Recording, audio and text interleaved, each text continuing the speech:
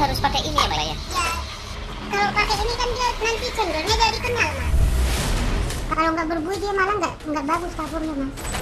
Karena kalau cuma pakai pandan kan warnanya kurang bagus mas, nggak cerah. Dan ini aslinya buat apa nih? Ya sebenarnya buat ini juga sih. Kita ini belinya di mana sih? Di toko bangunan. Gangguan pada fungsi hati, fungsi ginjal, dan juga kanker. Di cuaca panas kayak di sebagian wilayah di tanah air, emang paling pas kalau neguk segelas es cendol atau es cincau.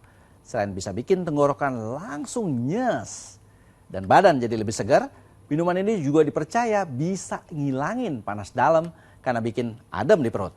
Namun kita harus tetap waspada guys, karena ada segelintir pedagang nakal yang nyampurin bahan non-pangan yang bisa membahayakan bagi tubuh. Apa bahan berbahaya itu dan bagaimana dampak terburuknya? Saudara simak Buser Investigasi. Kacau, ramuan ngawur es cendol cincau. Tonton yang lengkap ya.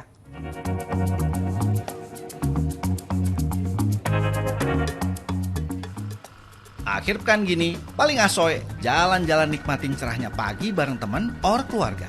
Bener nggak guys? Tapi udah jalan lumayan jauh, capek juga ya. Dan butuh energi tambahan nih buat nyegerin badan. Terus udara juga lumayan panas. Rasanya nggak dosa deh kalau nenggak segelas es cendol nih misalnya. Selain nyegerin, cendol juga dipercaya bisa bikin perut adem. Tapi aman kan ya kalau dikonsumsi? Lah cendol mah aman banget untuk dikonsumsi. Walau tetap harus hati-hati ya teman-teman. Karena ada info nggak ngenakin seputar es cendol yang diproduksi segelintir oknum pedagang cendol nakal yang mengoplos kandungan zat berbahaya ke dalam cendolnya. Waduh, zat berbahaya apaan tuh? Biar bisa ngejawab itu semua, sebuah tempat produksi es cendol rumahan, kami Satroni. Skenario gampangnya, coba berbisnis dengannya. Bisa terima pesanan nggak Mbak?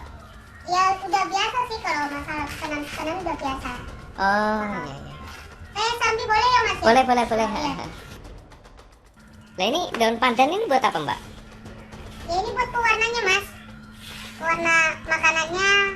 Terus nanti juga kan aroma pandannya juga buat cendolnya kan jadi kerasa wangi gitu mas. Banyak juga ya Mbak ya pandannya Mbak ya? Iya ini kan untuk sekali masakan kan kebetulan kita ini buat stok juga mas. Minimal pandan berapa Mbak? Berapa banyak ini? Ini untuk sekali masakan itu ada 3 kilo. 3 kilo pandan. Ada pesanan nih Mbak yang 50 itu buat hajatan saya. Nah cukup nggak ini pandannya? Cukup bisa? Iya. Oh, bisa digabungin berarti Bisa. proses pembuatannya? Bisa. Untungnya si Mbak ini cukup terbuka dan nggak mikir yang aneh-aneh.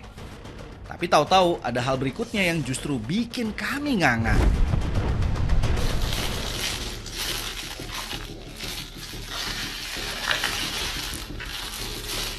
Ini apa ini Mbak? Ini kapur mas. Kapur batu kayak gitu? Iya. Kuning. Oh pakai batu kapur ya Mbak ya? Iya. Ini kan nanti untuk campuran buat ngeblender pandannya itu. Heeh. Ini dimasak dulu.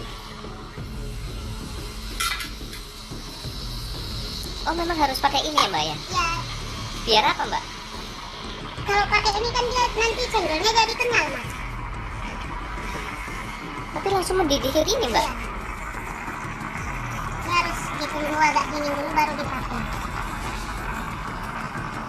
Jadi panas ya ini berarti Mbak? Iya. Ini kalau pakai air dingin kan nggak matang dia. Dia harus pakai air panas biar mendidih. Tapi memang harus pakai ini ya Mbak ya? Lazim ya pakai ini ya?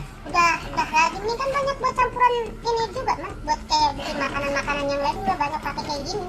Jadi untuk ininya juga mengenyalkan. Kalau nggak pakai ini? Kalau biasanya kalau kita nggak pakai kayak gini tuh cendolnya itu gampang putus mas.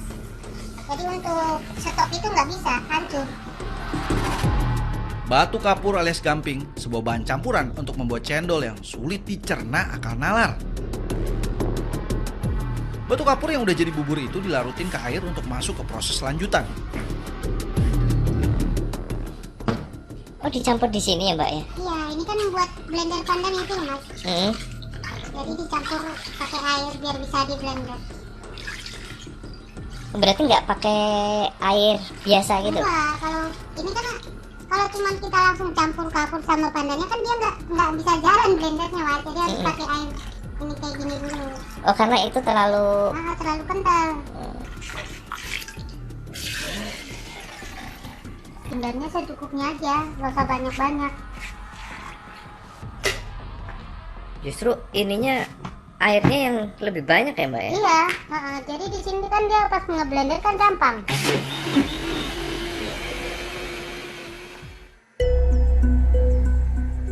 Walah, asli speechless nih lihat yang beginian. Itu air kapur plus daun pandan di blender jadi satu.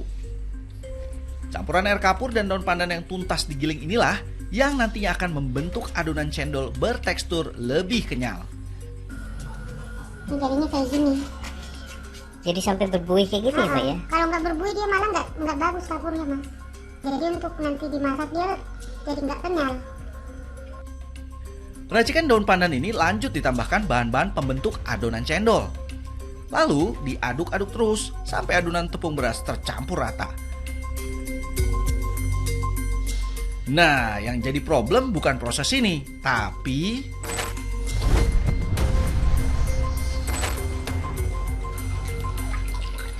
Lah ini apa lagi nih, Mbak? Oh, ini buat penambahan warna aja. Karena kalau cuma pakai pandan kan warnanya kurang bagus, Mas, nggak cerah. Biasanya kan kalau masyarakat beli kan lebih senangnya tertarik warnanya yang cerah-cerah. Gitu, Mas. Nah, dari pandannya sendiri kan warnanya nggak cerah, cuman ketemu wanginya gitu. Banyak juga berarti ya, Mbak, penggunaannya ya? Ya malah nih kalau makin ngejreng warnanya ya makin bagus hasilnya, Mas. Lah terus itu pewarnanya pewarna apa, Mbak? Ya ada banyak, Mas, pewarna di mana-mana mah banyak.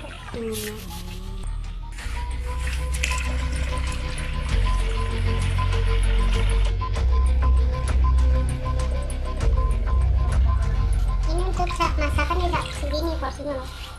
Oh, masih ditambahin itu lagi, Mbak, pewarna lagi, Mbak? Iya kan ini tadi warnanya kan pucat tuh, Mas. Nggak justru ditambahin apa? Pandannya? Pandannya kan cuma buat ini aja, pewarnanya aja. Ini kalau untuk jadi cendolnya itu ya berkisar 30-an, Mas. 30 kilo. ngeri sob, nyampurnya itu loh, nggak pakai takaran belas. Lanjut proses pengentalan dengan cara perebusan. Adonan wajib diaduk terus non-stop. Tujuannya agar tidak ada gumpalan saat pengentalan berlangsung. Nyala api pun harus tetap terjaga agar tidak gosong di bagian dasarnya. Durasinya cukup panjang, paling nggak 2 jam lebih lah, sampai cendol matang dan mengental sempurna. Ini proses masaknya aja lama loh, Mas. Sampai 2 jam sendiri. Jadi ini diaduk-aduk terus. selama itu, Mbak? Iya. Biar ketemu tanaknya gitu, Mbak. Apalagi kalau ini kan pakai pewarna itu tadi ya. Kalau nggak tanak dia cepet ini warnanya langsung luntur. Nunggu adonan cendol matang, si Mbak gercep bikin santan kelapa. Di sini sih nggak ada yang aneh. Tapi yang jadi pertanyaan, tuh kulit kelapa kenapa nggak dikerok ya? Ini untuk sekali produksi itu biasanya 35 kelapa. 35? Iya, Banyak juga ya berarti ya, Mbak? iya. Lah, yang dipakai biasanya kelapa yang apa? Yang tua, muda, atau apa? Kalau untuk lebih bagusnya sih yang setengah muda, setengah tua seperti ini. Tapi kalau misalnya yang kayak gini nggak ketemu, dicampur yang tua juga nggak apa-apa. Tapi ini kok nggak kupas, Mbak, kulitnya? Kalau dikupas kan makan waktu, Mas. Soalnya ini kan posisi produksinya banyak. Kalau dikupas semua, ya kapan lagi. Proses yang cukup lama hingga cendol mengental dengan sempurna. Panjang juga prosesnya bikin cendol ini, yang besokannya akan dijual ke konsumen. Tapi semuanya terjawab kalau masih ada aja pembuat cendol yang modelannya kayak gini, meski jumlahnya pasti relatif kecil. Fakta ini tak membuat kami tuntas dalam melakukan penelusuran. Penganan lain seperti es cincau juga jadi bahan observasi berikutnya. Lewat arahan seorang pembisik terpercaya, sebuah rumah pedagang es cincau langsung didatangi. Pas banget, orang yang dicari ada di rumah dan lagi sibuk kayaknya. Kalau dilihat modelannya sih, sepertinya mau bikin larutan gula merah untuk pemanis es cincaunya nanti. Semua bahan nyemplung jadi satu, termasuk ada gula pasir segala. Terlihat normal aja sih, tapi ada satu bahan lain yang mesti terjawab. Itu apa ya? Kalau ini apa namanya? Ini pemanis. Pemanis? Iya. Loh kan ini udah manis tadi kan, udah campur gula. Kok Iya. tambahin ini lagi? Jadi ini harus pakai pemanis supaya manisnya itu terlalu panjang gitu. Oh. Jadi panjang manisnya kan. Gitu, campur pakai garam. Nah ini takarannya? Ya cuma secukupnya sih. Cuma segini. Oh nggak ada takarannya ya? Ya ada. Nggak ada patokan yang jelas untuk takaran pemanis buatan yang dioplosnya. Padahal kalau ngomongin kesehatan, pemanis buatan ini nggak bisa asal campur sembarangan. Kelar bikin larutan gula merah, si Marcel langsung nyibrit ke kamar mandi yang kondisinya, ya lihat aja sendiri deh. Disinilah tempat dimana ia biasa bikin cincau. Daun cincau lanjut diremet-remet dengan campuran air dari bak mandi sampai saripatinya keluar dan air mulai mengental. Mirip kayak bikin perasan santan kelapa. Kan berbusa kan tuh. Ada busanya. Setelah berbusa, Luar busa. Bagus ini. justru kalau yang nggak berbusa itu yang kurang ya? Kurang. Iya.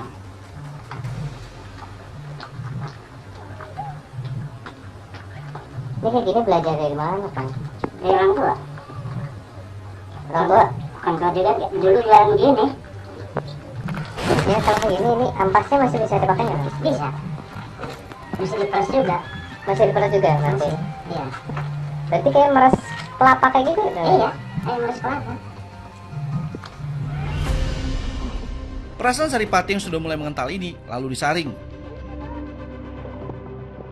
Yang bikin shock, kagak ada proses pematangan di sini, alias air yang dipakai murni air mentah yang diambilnya dari bak mandi. Weh, kok serem ya? Dan penderitaan ini belum berakhir, teman. Masih ada jurus lain yang menurutnya bisa nyulap cincaunya lebih spesial dari yang lain. Kalau pakai ini kan cepat. Nah ini belinya di mana sih? Di toko bangunan. Kok toko bangunan Kang? Iya. Habis adanya toko bangunan tuh kan. Nah ini aslinya buat apa nih? Bahan ini nih? Ya sebenarnya buat ini juga sih. Dapat resep dari mana Kang? Ada campuran ini juga? Tunjuk saya sendiri aja. Coba-coba. Iya coba-coba gitu. Larutan mirip semen putih itu nyemplung di adonan cincau yang dibuatnya. Testingnya sih, cairan ini mujarab bikin cincau lebih cepat kenyal. Kalau dilihat faktanya sih bisa jadi benar. Karena nggak lebih dari 5 menit, cincau garapannya mengenyal sempurna dan siap buat di Lego. Tapi apa iya mesti pakai cara yang beginian?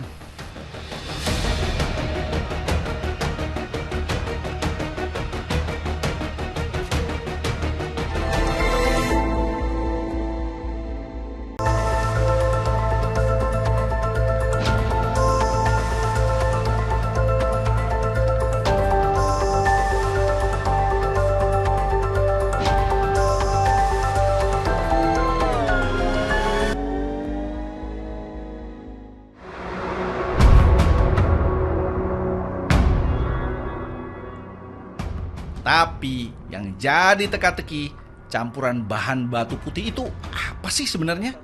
Biar tahu persis buat toko bangunan, kami sambangi.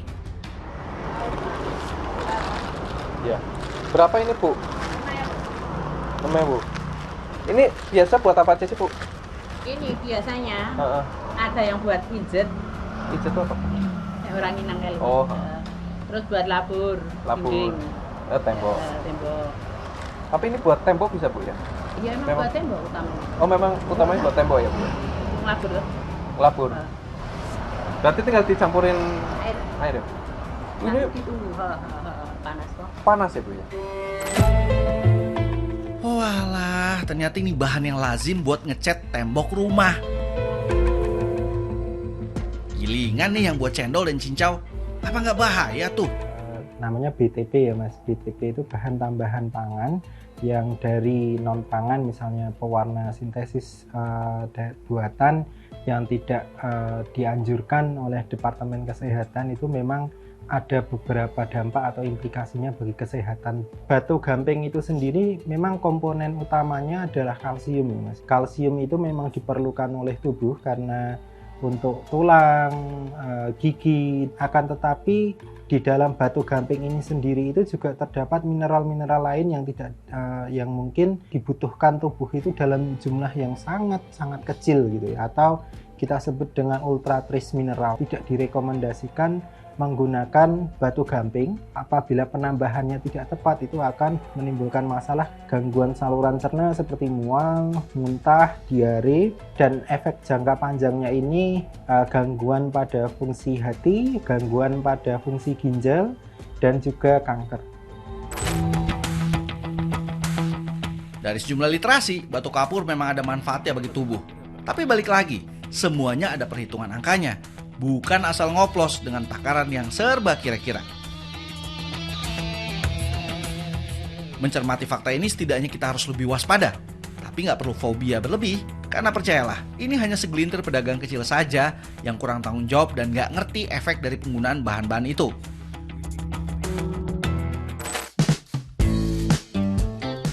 Puji Kristianto adalah salah satu pedagang es cendol yang tetap memperhatikan kualitas cendol yang diproduksinya.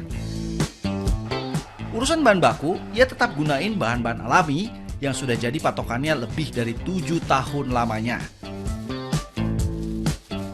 Warna hijau untuk cendolnya, Pujianto, sapaan akrabnya, lebih ngutamain daun pandan asli tanpa ada campuran apapun.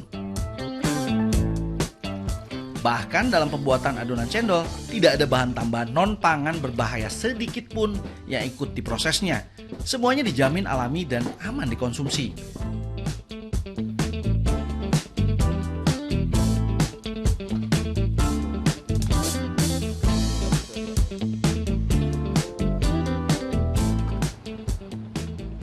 Tak heran dalam proses penjualannya pun dirinya tak pernah takut untuk mencampurkan cendol dan santannya dalam wadah yang sama.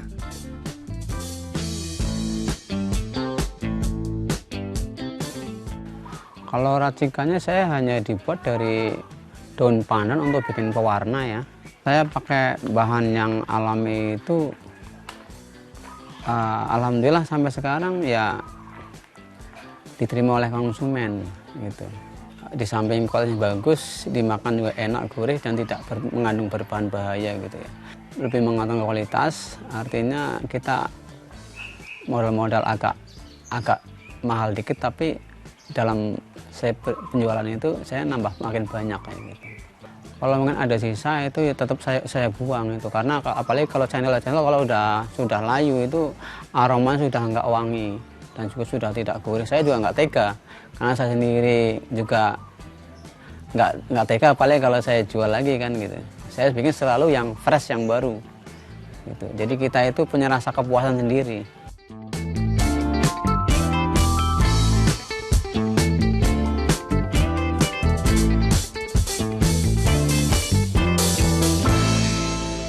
Bersikap lebih cermat dalam memilih minuman yang nyegerin menjadi kunci bagi kita agar terhindar dari bahaya. Dan yang paling penting, terusin aja minum es cendol dan es cincaunya biar kita selalu happy jalanin hari-hari ini.